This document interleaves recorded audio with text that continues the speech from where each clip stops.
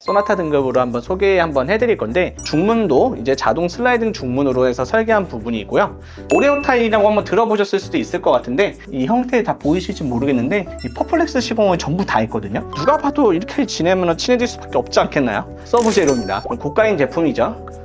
네, 이렇게 폴딩식으로 가격대가 조금 살벌합니다. 디자인이 이쁘고 좋은 것들은 가격이 무섭죠. 워낙에 잘 알려진 모델인데 붙박이장이 없어야 되는 거죠. 디자이너분 진짜 많이 노력하신 것 같아요. 정말 제가 부러워하는 자리죠.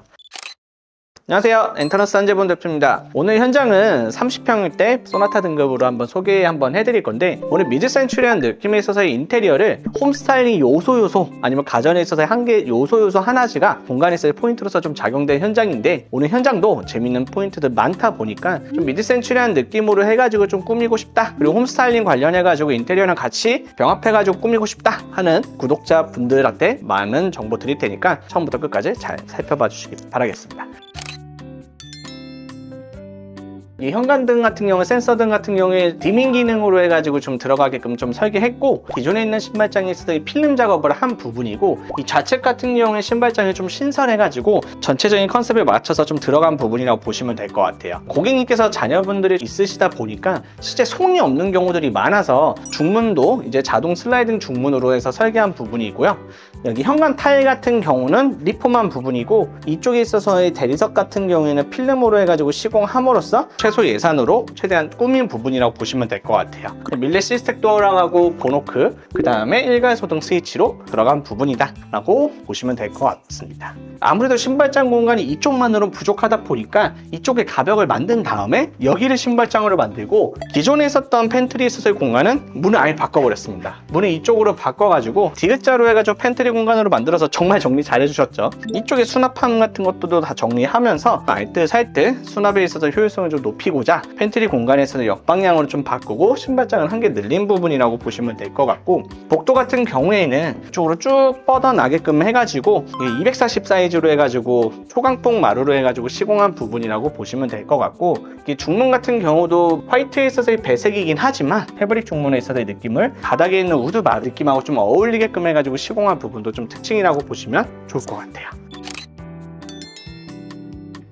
여기도 디밍으로 해가지고 자연스럽게 은은하게 나오는 건데, 오레오 타일이라고 한번 들어보셨을 수도 있을 것 같은데, 약간 쿠키앤베이지, 쿠앤크 아이스크림 생각나시지 않나요? 혁재 느낌에 있어서의 타일로서 시공을 하고, 블랙에 있어서의 프레임에 있어서의 디자인 거울과 살색 느낌에 있어서의 장, 그 다음에 실버에 있어서의 프레임도 손잡이도 좀 살린 부분이고, 콘센트 같은 경우에도 르그랑 방호형 콘센트 암딱 포인트에서도 이것도 얘기 드렸었죠. 이것도 소환바스 형태 걸로 해가지고 장으로서 좀 구성한 부분이라고 보시면 될 것 같고, 이 메리병 손잡이하고 같이 해가지고 팝업하고 이런 부분들도 블랙에 있어서의 키포인트로 같이 꾸며진, 손잡이도 니켈 느낌에 있어서 스텐 느낌에 있어서의 느낌도 같이 키웠습니다. 핀페이 걸로 해가지고 아마 제로크 H 형태에 있어서의 모델로서 퓨젠트 제품만 좀 쓰지 마시고, 요즘에 티오란 미니라든지 이런 제로크 H 같은 형태에 있어서의 가성비적인 복합형 환풍기도 많이 나온다 라는 것도 암타 포인트에서 얘기한 부분이고요. 이 형태에 다 보이실지 모르겠는데 이 퍼플렉스 시공을 전부 다 했거든요. 바닥도 그렇고 여기 벽체도 그렇고 퍼플렉스 시공을 다 함으로써 곰팡이 같은 거하고 이런 것들에 있어서 엄청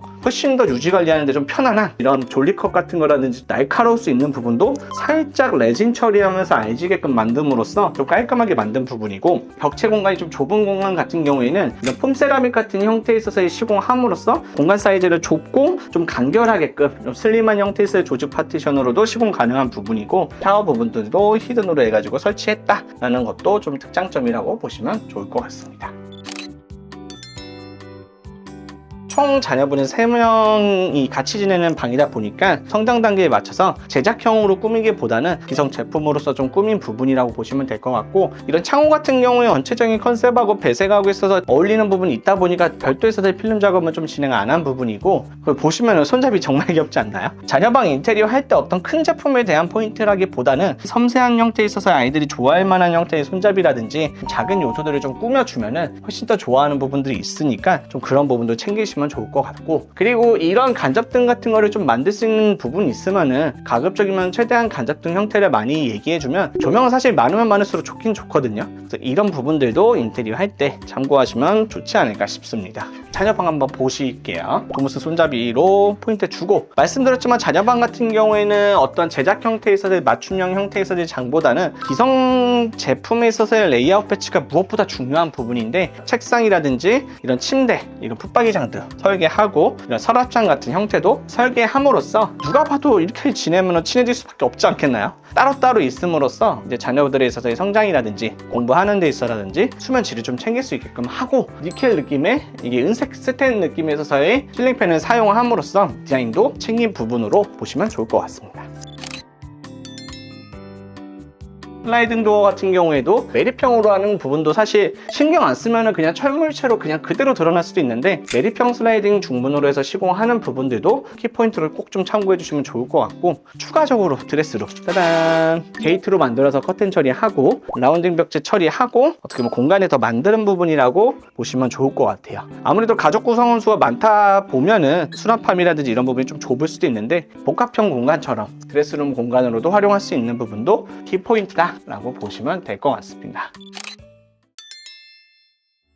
기존에 있었던 형태가 이쪽에 아일랜드가 있었고 이쪽에 가벽 처리가 있었고 가구 판넬이 그냥 그대로 드러나 있었다라고 보시면 될 것 같아요. 주방이 여기까지밖에 없었고 이쪽에 팬트리가 이렇게 있어가지고 엄청 좀 좁은 주방이었거든요. 과감하게 확장하고 가장 많이 뽑는 레이아웃은 여기 대형 아일랜드를 좀 뽑는 형태로서도 많이 뽑긴 뽑지만, 저희도 사실 디자인 잡을 때 엄청 고민 많이 했었어요. 근데 여기를 이제 대형 아일랜드를 뽑음으로써 인테리어를 주로 만들 건지 아니면 스타일링 공간으로서 고객용 공간으로서 만들 건지 마지막까지도 갈팡질팡 하면서 좀 얘기가 많았었던 레이아웃인 형태인데, 지금 결과적으로는 쪽 주방으로 크게 확장을 시키고 아일랜드를 놔두게 되면 아무래도 지저분한 부분들 관련해서 많이 올려놓을 수밖에 없다 보니까 공간의 활용도라든지 공간의 미적인 부분이 많이 떨어질 거라고 판단해가지고 어떻게 보면 식탁으로 해서 배치하고 레이아웃 디자인 잡은 거라고 보시면 될 것 같고요. 서브제로입니다. 무려 서브제로 냉장고다 보니까 센 느낌이 어색함이 없게끔 여기 부분이 좀 포인트가 될 수 있게끔 해가지고 전체적으로 이런 손잡이도 디테일한 부분에 스테인리스의 느낌을 맞물리게끔 해서 쭈루루 들어가고 깔끔하게끔 해가지고 별도의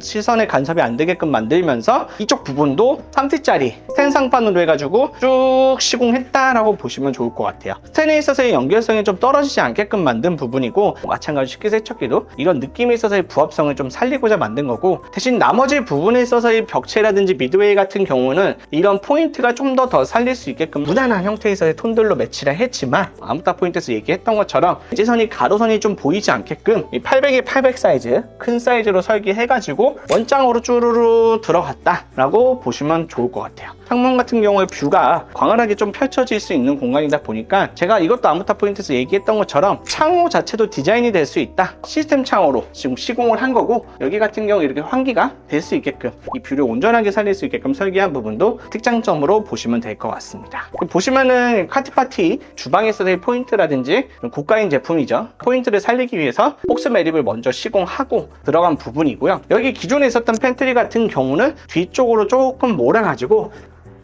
이렇게 폴딩식으로 들어갔지만 주황석인 형태로서 내장재를 쓰면서 미드 센츄리한 느낌에서도 컬러 포인트로 준 부분이라고 보시면 좋을 것 같아요. 정말 이쁘지 않나요? 이런 색깔 쓰기가 사실 쉽지 않은데 포인트가 될 수 있는 색깔들을 조금 살리면서 들어간 부분이라고 보시면 될 것 같고요. 마그네틱 조명도 검은색으로 할지 화이트로 할지에 대해서 고민은 많이 했지만, 마찬가지로 스테인이라는 물성을 조금 더 살리면서 다른 색깔 컬러 톤을 살릴 수 있게끔 화이트 톤으로 배색을 해가지고 꾸민 부분이라 보시면 될 것 같습니다.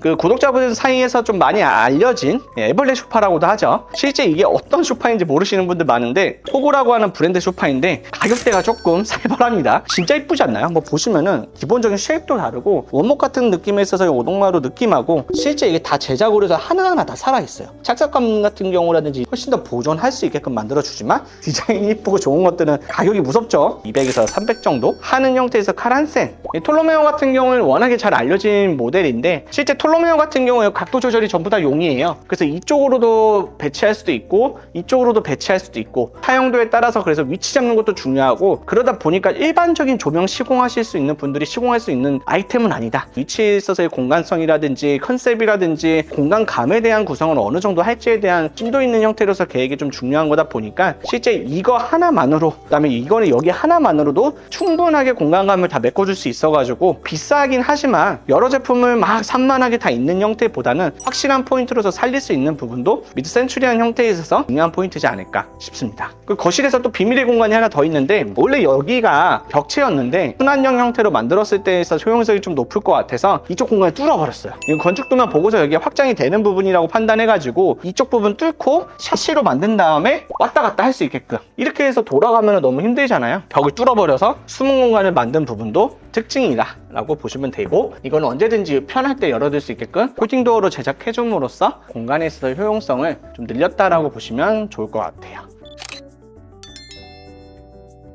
호텔 같은 안방을 위한 기본 요소 뭐죠? 붙박이장이 없어야 되는 거죠. 붙박이장. 아까 붙박이장 어디로 숨겨놨죠? 주방 옆으로 숨겨놨죠. 그럼으로써 이제 방들 같은 경우에는 크게 침대는 작업으로 무조건 큰 게 좋습니다. 크게 뽑아놓고서 공간감 채우고 실링팬 같은 경우도 모든 방에 다 설치한 부분도 특징이고요. 그리고 여기에 포인트 조명으로 딱 한 개 툭 던지듯이 들어간 부분이고 그 다음에 이쪽 안방 옆에 넘어가면은 화장대 공간으로서 니켈 느낌에 있어서 손잡이를 살리면서 이거 화장대 여기 위에도 너무 이쁘지 않나요? 거울장으로서 슬라이드 형태로 해서 구성을 할 수 있게끔 꾸민 부분도 좀 특징이다 라고 보시면 좋을 것 같아요. 이 안방시 너무 이쁜데요? 디자이너분 진짜 많이 노력하신 것 같아요. 에메랄드 포인트 타일로 해가지고 중간에 허리띠로 맞춰가지고 유광 느낌으로서 포인트를 주면서 니켈 느낌에 있어서 이 손잡이 그다음에 매립 수전 포인트 거울까지도 위에도 천장재 라인에 맞춰가지고 포인트 타일을 한 번 더 둘름으로써 미드 센츄리한 느낌을 조금 더 극대화시킨 부분도 특징이라고 보시면 좋을 것 같고 마찬가지로 이쪽 부분에 있어서 니켈 느낌하고 매립 수전 형태에 있어서 시공을 했고 이 밑에 배수구에다가 망 같은 형태로서 더 둘름으로써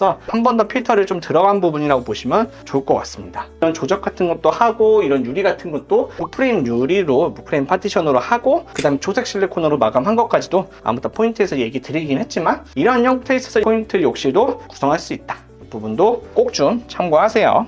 네, 정말 제가 부러워하는 자리죠. 어떻게 보면 아지트 같은 온전하게 좀 집중할 수 있게끔 이쪽 공간을 따로 분리시켜드리고 노트북 같은 거라든지 어떤 PC라든지 개별적인 서재에 있어서의 업무라든지 하는 부분을 여기 온전하게 서재 공간에서 다 집중해서 할 수 있게끔 문 닫고 사면 하루가 모르게끔 나가고 싶지 않게끔 만든 부분도 좀 키포인트라고 보시면 좋을 것 같습니다. 이런 서재 공간도 따로 만드는 것도 공간 레이아웃 구성에 있어서 참고하시면 좋을 것 같아요. 오늘 미드 센츄리한 형태로서 인테리어와 홈 스타일링 만났을 때 어떤 느낌으로 만들어질 수 있는지에 대해서 세부적인 내용들을 한번 담아 드렸는데 오늘 아이템들 관련해서 많이 소개해 드렸으니까 나중에 인테리어 준비하시는 부분이라든지 혹은 미드 센츄리한 느낌을 좀 내추럴하고 같이 응용하고 싶다 하는 구독자분들 있으면 오늘 영상이 조금이라도 도움되었으면 좋겠습니다. 끝까지 시청해 주셔서 감사하고 다음 시간에 유익한 현장으로 찾아뵙겠습니다. 고생했습니다.